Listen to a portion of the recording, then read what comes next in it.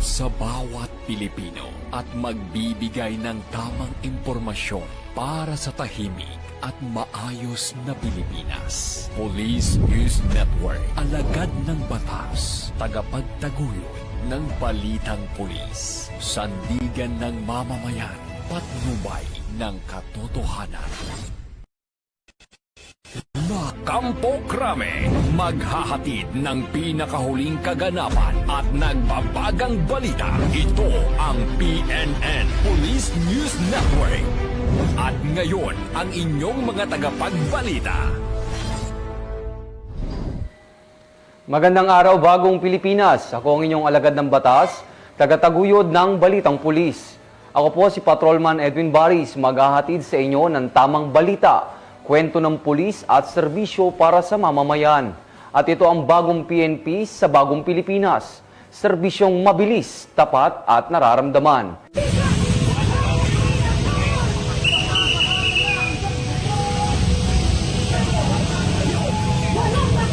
Narito ang mga balitang hatid ng ating PNN correspondents mula sa iba't ibang panig ng bansa.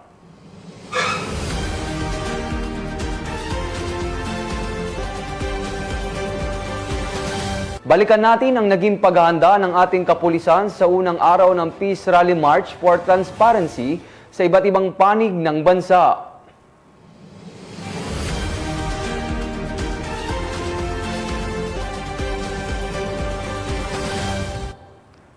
Nakadeploy na ang kapulisan para sa 3-day INC Peace Rally upang matiyak ang seguridad, kaayusan at maayos na daloy ng aktibidad sa buong panahon ng pagtitipon. Yan ang balitang hatid ni Patrolman Don Brosas.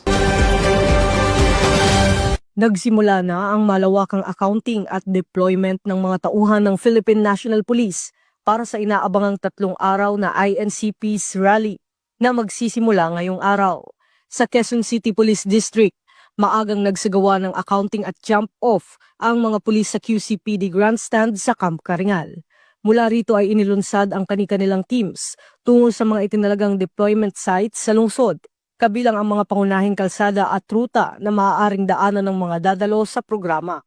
Kasabay nito, naka-full force din ang Regional Mobile Force Battalion ng NCRPO sa kanilang paghahanda at deployment mula sa San Rafael, Metro Manila, bilang bahagi ng augmentation sa NCRPO para sa crowd control, visibility patrols at pagresponde sa anumang emerhensya. Samantala, nagsagawa rin ng hiwalay na accounting at jump-off ang Northern Police District sa Tanigues Street, Caloocan City, kung saan nagtipo ng mga tauhan bago tumungo sa kanilang deployment areas upang matiyak ang seguridad sa northern side ng Metro Manila. Ang maagang deployment ng kapulisan ay bahagi ng mas pinaigting na seguridad upang tiyaking maayos ang daloy ng 3 araw na aktibidad at upang masiguro ang kapayapaan at kaligtasan ng publiko sa lahat ng rally sites. Tinitiyak din ng PNP na handa na ang kanilang communication lines, command posts, medical teams at traffic management units upang agad makaresponde sa anumang sitwasyon habang nagpapatuloy ang INC Peace Rally.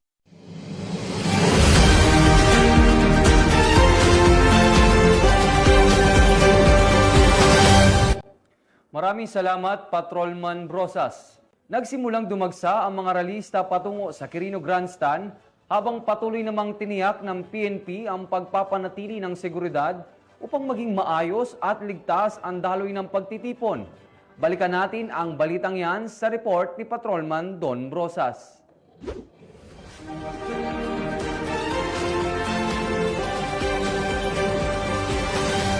Nagsisimula ng dumagsa ang mga rallyista patungong Quirino Grandstand ngayong umaga. Ilang oras bago ang opisyal na pagsisimula ng malawakang Iglesia ni Cristo Peace Rally na magtatagal ng 3 araw. Makikita na ang pagdating ng mga delegasyon mula sa iba't ibang bahagi ng Metro Manila at kalapit probinsya, sakay ng mga bus, private vehicles at ilang naglalakad patungo sa mismong venue. Dahil dito nagsisimula na rin ang pagbigat ng daloy ng trapiko sa mga kalsadang papunta sa Luneta area. Habang patuloy ang pagdagsa ng mga kalahok, nagpapatuloy naman ang mahigpit na pagpapanatili ng seguridad ng kapulisan sa iba't ibang lugar ng pagdarausan ng pagtitipon.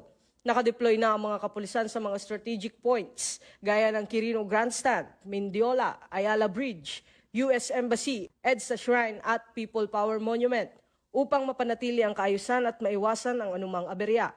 Ayon sa PNP, nakahanda ang buong puwersa upang matiyak ang ligtas, maayos at mapayapang pagdaraos ng INCP's rally at nananawagan silang manatiling disiplinado at sumunod sa mga public safety reminders ang lahat ng dadalo sa aktibidad.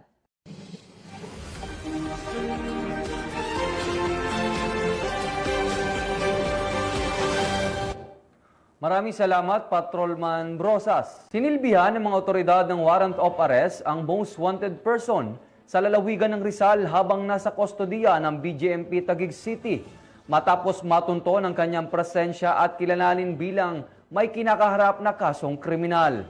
Ang buong detalye ng report ay mula kay Patrolman Mark Lawrence Atencio. Sa regional most wanted person sa isinagawang operasyon ng Alaminos PNP sa Barangay Poblasyon, Alaminos, Laguna. Kinilala ang sospek na si alias J, pawang residente ng Barangay Poblasyon, Alaminos, Laguna. Naaresto ang sospek sa bisa ng warrant of arrest para sa kasong rape na walang nirekomendang piyansa. Ang Laguna PNP ay patuloy na magsasagawa ng operasyon laban sa mga taong may pagkakasala sa batas upang mapanatili na ligtas at maayos ang komunidad. Mula dito sa Calabarzon, ako ang inyong Police News Network Correspondent, Patrolman Mark Lawrence Atencio. Alagad ng batas, tagataguyod ng balitang pulis. Maraming salamat, Patrolman Atencio. Siniguro ng Quezon City Police District at Eastern Police District ang seguridad sa Ortigas Avenue sa 3 araw na pagtitipon ng INC bilang bahagi ng kanilang pagpapairal ng kaayusan at pagtiyak ng kaligtasan ng mga dumalo. Magbabalita dyan si Patrolwoman Pemary Octaviano.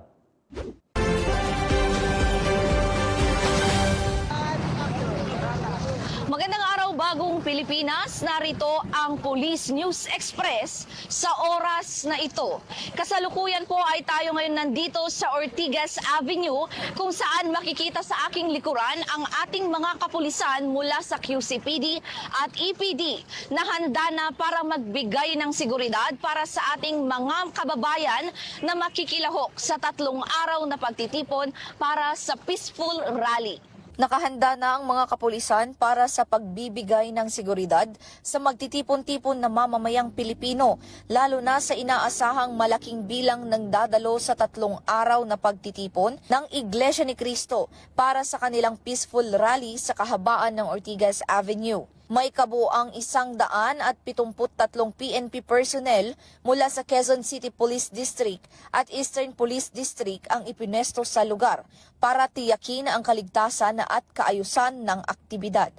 Mula pa 3:00 ng madaling araw ay nakapwesto na ang mga pulis sa Ortigas Avenue upang agad na makapagbigay ng seguridad at serbisyo para sa ating mga mamamayan. Nangunahan ang operasyon ni Police Lieutenant Colonel Alan D. Docyogen, ang ground commander na nagsisiguro ng maayos na koordinasyon ng mga unit, tamang paglalatag ng tauhan at mabilis na pagtugon sa anumang pangangailangan sa lugar. Una-una mula sa pamumuno ng ating butihing Regional Director, Police Major General Anthony Abeleda Abirin, at ang ating District Director, the incoming Police Brigadier General Colonel Randy Glenn Silvio.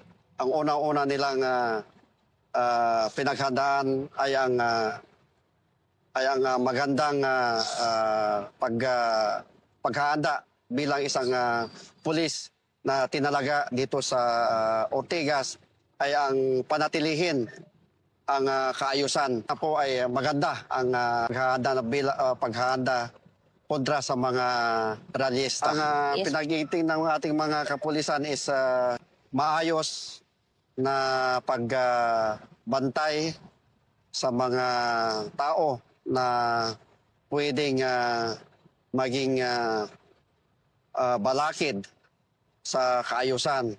Kaya meron po tayong mga pulis na tinalaga dito na kasama natin para panatilihin ang kaayusan sa lugar na ito. Lalong-lalo na at ang Ortigas ay ito yung daanan ng lahat ng papunta ng south at saka north. Yes. Kaya pinapaigting natin at binabantayan natin ang lugar na ito sakali man na may mga tao o kaya may mga ralyesta na manggugulo ayon lang sa kwan natin sa paghahanda natin. Kasama sa mga ipinatupad na hakbang ang traffic rerouting, crowd control at mahigpit na monitoring upang mapanatili ang mapayapang daloy ng pagtitipon. Ayon sa pamunuan, layunin ng masinsing seguridad na protektahan ang kapakanan ng publiko habang ginagalang ang kanilang karapatang magpahayag sa mapayapang paraan. Mula rito sa Ortigas Avenue, ako ang inyong PNN correspondent, Patrolwoman Fe Octaviano, alagad ng batas, taga-taguyod ng Balitang Pulis. Maraming salamat, Patrolwoman Octaviano. Nakahanda at naka-full alert status na ang buong pwersa ng Bohol Police Provincial Office para sa 3 araw na kilos protesta ng Iglesia ni Cristo. Patrolwoman Judith Nicanor sa report. Nagsagawa ng masinsinang paghahanda ang Bohol Police Provincial Office nito lamang nakaraan matapos ipatawag ang Reactionary Standby Support Force bilang bahagi ng paghahanda para sa nakatakdang peace rally ng Iglesia ni Cristo. Pinangunahan ang aktibidad ni Police Colonel Patricio Digay Jr., Provincial Director, na personal na nagbigay ng direktiba sa pagpapanatili ng kapayapaan at kaayusan sa buong lalawigan. Bilang tugon sa full alert status, agad na inatasan ni Police Colonel Digay ang RSSF personnel na manatiling handa para sa posibleng agarang pag-deploy anumang oras. Ang kautosang ito ay bahagi ng mas pinaigting na security measures upang matiyak na handang makapagbigay ng mabilis at organisadong aksyon ng kapulisan kung sakaling magkaroon ng hindi inaasahang sitwasyon sa panahon ng aktibidad. Ang pagmamaster sa RSSF ay nagpapakita ng proaktibong hakbang ng PNP Bohol sa pagpapanatili ng public safety, peace and order at sa pagtiyak na ang lahat ng personnel ay nasa tamang kondisyon at posisyon bago pa man magsimula ang pagtitipon. Sa ilalim ng pamumuno ni Police Colonel Digay, nananatiling determinado ang BPPO na ipatupad ang lahat ng kinakailangang seguridad at koordinasyon upang maging maayos at mapayapa ang gaganaping peace rally at upang patuloy na protektahan ang kapakanan ng publiko sa buong Bohol. Mula dito sa Central Visayas, ako yung Police News Network Correspondent, Patrolwoman Judith Nicanor, alagad ng batas, taga-taguyod ng Balitang Pulis. Maraming salamat, Patrolwoman Nicanor. Kalmado ang unang araw ng INC Peaceful Rally habang patuloy na nagbigay ng seguridad ang kapulisan upang matiyak ang maayos at ligtas na pagdaraos ng pagtitipon. Police Senior Master Sergeant Mauricio Ruiz at Patrolwoman Evelyn Lumabi. So, partner, kumusta na ito? Simula ka na lang madaling araw o gabi pa lang, andito na tayo. Kumusta ang sitwasyon dito sa San Sebastian Recto? Yan. Sir, simula kagabi, alas 10 pa lang ay andito na ang mga tropa. So, Iba't ibang distrito sa region, ano? Mula Police Regional Office 1 hanggang Pro 5, andito na. Para panatilihin ang seguridad at kaayusan sa 3 days peaceful rally. So, nakapagpahinga na rin yung tropa, di ba? Oo, sir. Tapos, nakakain na rin. Yes. Sa ngayon, naka-standby sila para... Kasi mula pa kagabi, anong oras? Alas 10 po yata, alas 7 pa lang, nakaporma na yung tropa. Kumusta po ang sitwasyon nyo dito sa Maynila at iba't ibang lugar pinuestuhan ng ating tropa mula sa RMB, sir? At siyempre kasama din ibang mga distrito at ibang region, sir. Opo. Sa ngayon ay handa-handa naman po ang tropa natin at matagal naman po na pagplanuhan, physically, emotionally, at ready po sila. So, sir, yung pagpapahinga ng tropa, sir, paano po yung kalahati? Nagpapahinga, kaya natutulog, paano, sir? Ayun po, syempre po, para po makagain po rin ng lakas, kailangan po nila yan. Lahat po tayo ay syempre napapagod din. So, kailangan natin sila shifting ng scheduling yung nila, ang pagtayo.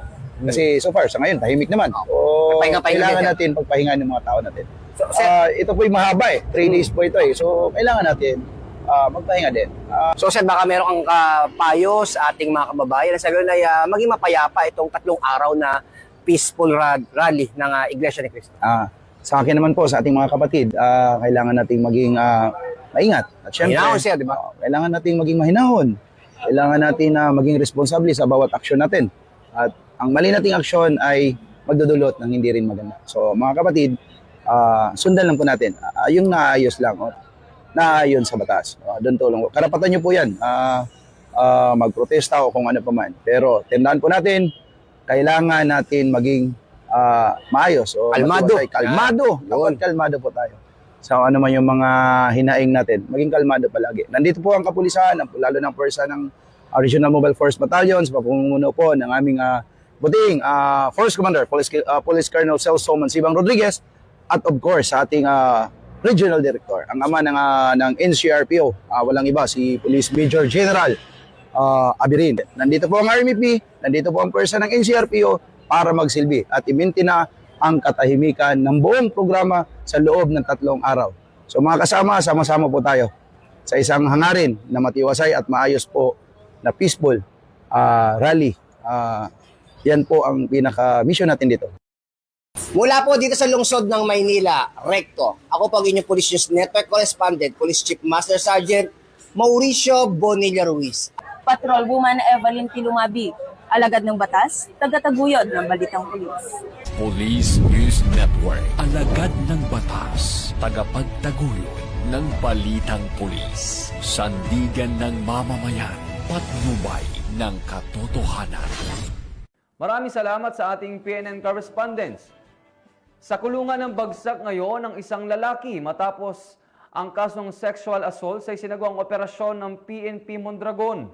Ang balitang yan ay tinutukan ni Patrolwoman Cristel Palapax. Ng mga otoridad ang isang lalaking wanted person na may kasong sexual assault sa barangay Santa Catalina, Mondragon, Northern Samar. Bandang alas 2:20 ng hapon nang maresto ang akusado ng matauhan ng Mondragon Municipal Police Station sa bisa ng warrant of arrest para sa kasong sexual assault kaugnay sa Section 5 ng RA 7610 o Special Protection of Children Against Abuse, Exploitation and Discrimination Act na may nirekomendang piyansa na 200,000 piso para sa pansamantalang kalayaan. Ang akusado ay dinala sa Mondragon Municipal Police Station para sa kauklang dokumentasyon at tamang disposisyon. Patunay lamang na ang Mondragon PNP ay hindi nagpapabaya sa kanilang sinumpaang tungkulin na huliin ang mga taong tiwalag sa batas upang mapanatiling ligtas ang komunidad nang sa gayon may patupad ang kapayapaan ng bansa para sa ligtas at maunlad na bagong Pilipinas.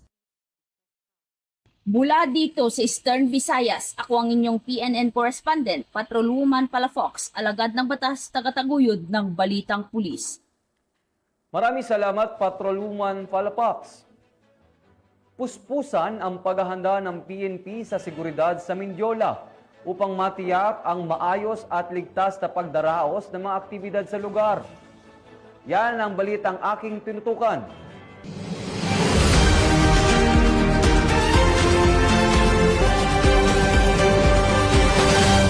Magandang umaga mga ka-PNN, nandito tayo ngayon sa Mindiola, sa Maynila, kung saan puspusan ang paghahanda ng Philippine National Police upang masiguro ang kaayusan at kapayapaan ng mga lalahok sa 3 araw na protesta dito sa Maynila.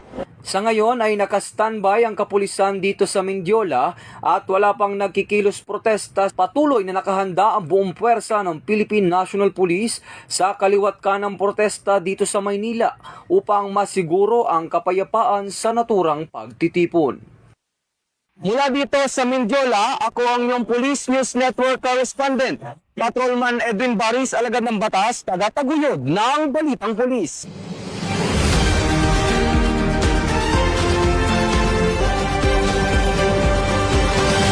Nagpapaalala ang PNP laban sa pagkalat ng fake news at maling impormasyon upang mapanatili ang tamang kaalaman at maiwasan ang panik o kaguluhan sa publiko.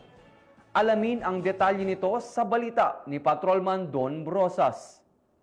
Nagbabala ang Philippine National Police sa publiko laban sa pagpapakalat ng mga maling impormasyon o fake news sa social media at iba pang online platforms. Paalala ng PNP na ang pagpapakalat ng mga hindi beripikadong balita ay maaaring magdulot ng kalituhan, takot at pagkasira ng reputasyon ng mga individual o institusyon. Upang maiwasan ang fake news, Narito ang mga paalala mula sa PNP.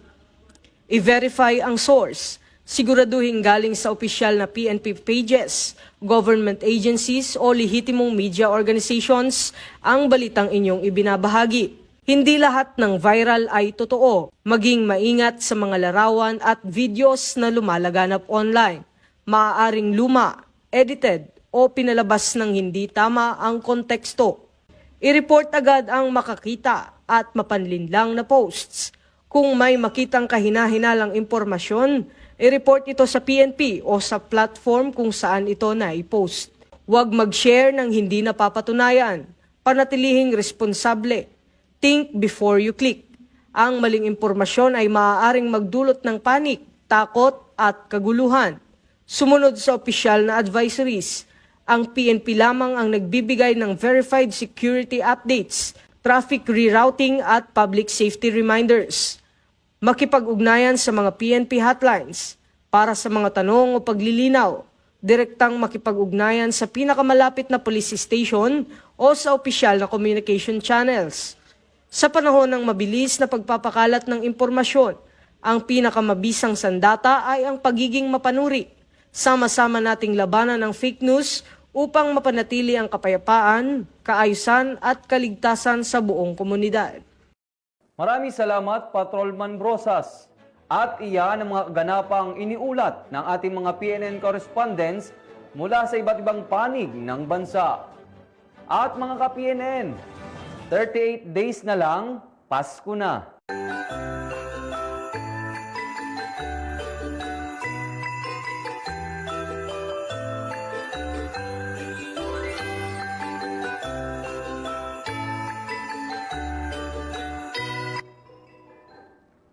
Sa ngalan ng pamunuan ng Philippine National Police, sa pangunguna ni Acting Chief PNP, Police Lieutenant General Jose Melencio Nartates Jr.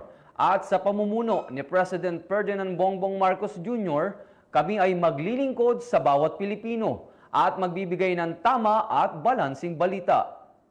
Mula rito sa tanggapan ng tagapag-ugnay ng Pambansang Pulisya ng Pilipinas, kami ang inyong alagad ng batas, tagataguyod ng Balitang Pulis. Ako po si Patrolman Edwin Baris. Maghahatid ng tamang balita, kwento ng pulis at serbisyo para sa mamamayan. At ito ang PNP News Online. Dahil ito ang bagong PNP para sa bagong Pilipinas. Serbisyong mabilis, tapat at nararamdaman. At ito ang pangunahing balita ng Police News Network.